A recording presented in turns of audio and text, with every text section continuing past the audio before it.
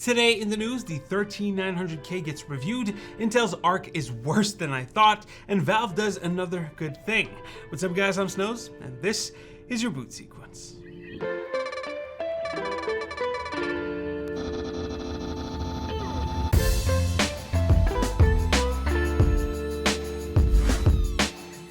Let's get started with Intel. So on the last video, we talked about a Geekbench 5 run that popped up for the 13900K.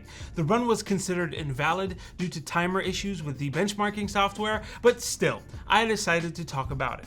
Well, now, the person who ran that benchmark just came out with a full review of the 13900K. He threw as many benchmarks as possible on the pre-released CPU, and it looks good.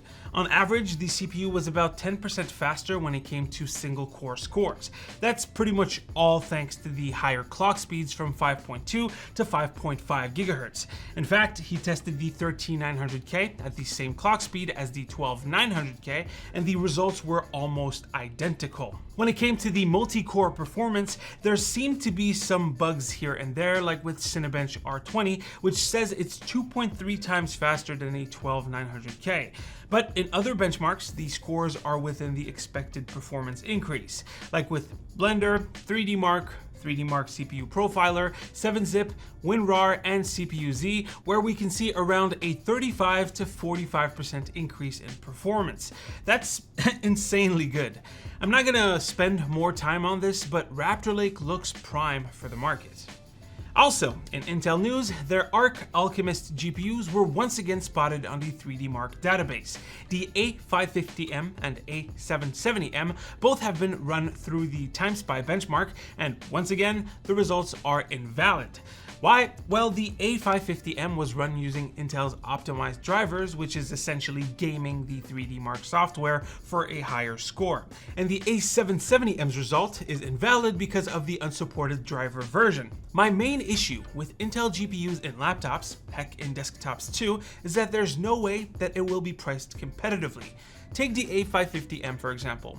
Even with the inflated score, it just barely reaches RTX 3060 laptop GPU's levels of performance. That's not a big deal if it's priced correctly, until you realize that the price of the Intel product will probably be trash. How do I know that? Well, an Arc 3 product, so an Arc 3 equipped laptop with an A350M, is set to start at $899 USD. So an A370M is going to be more expensive, and an A550M even more expensive. And how much does a laptop equipped with an RTX 3060 laptop GPU cost right now? Well, you can get one for under 900 bucks. There is no way anyone would choose an Arc laptop at this price point, unless they wanted it specifically to tinker with it. Same goes for the 770M. It's about 3070 levels of performance. It's clearly not that in real world performance. I mean, Intel said it themselves, but still, no way they're selling this one at under 1,200 bucks, considering this model is 4 tiers above a A350M. And what can you get for $1,200 from the competition? A laptop with an RTX 3070 inside. Same goes for AMD, by the way. Any way you slice it, Intel GPUs just won't be worth the money in a laptop. Alchemist is DOA in my opinion.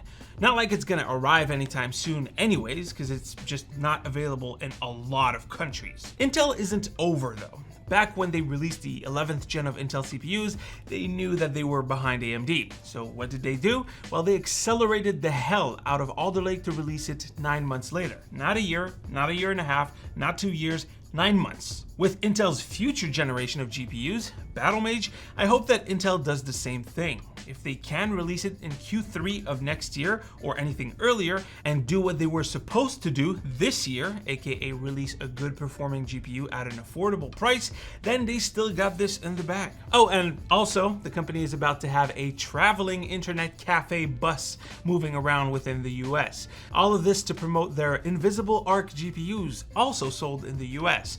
It will make its first appearance in late September at LANFest 2022. Hopefully, Intel chooses a better driver for their truck than for their GPUs. Humor. Lastly, we got Valve doing a good guy move once again. Since the Steam Deck launched, a bunch of other handhelds were announced with more powerful hardware. We got the Aeon Loki, the Aya Neo 2 Geek, and the WinMax 2 from GPD. Those handhelds have anything from a 6600U to a 6800U APU. Well, instead of marketing their Steam Deck as a superior product because of SteamOS optimizations, Steam actually seems to be reaching out to those handheld manufacturers to get better compatibility. Specifically, they reached out to GPD, and GPD accepted the collaboration. With Valve optimizing for a device with a 6800U, you can be sure that other handhelds with those CPUs will definitely see some benefits, even the laptops. Nice job, Valve. Anyways, guys, that is pretty much it for today's catch-up. Hopefully you've enjoyed. Drop a like if you liked it, a comment if you want to talk about today's stories, right here to learn about why water is so important to your CPU, right here to subscribe to the channel. Stay frosty, my dudes, and I'll see you on the next one. Take care.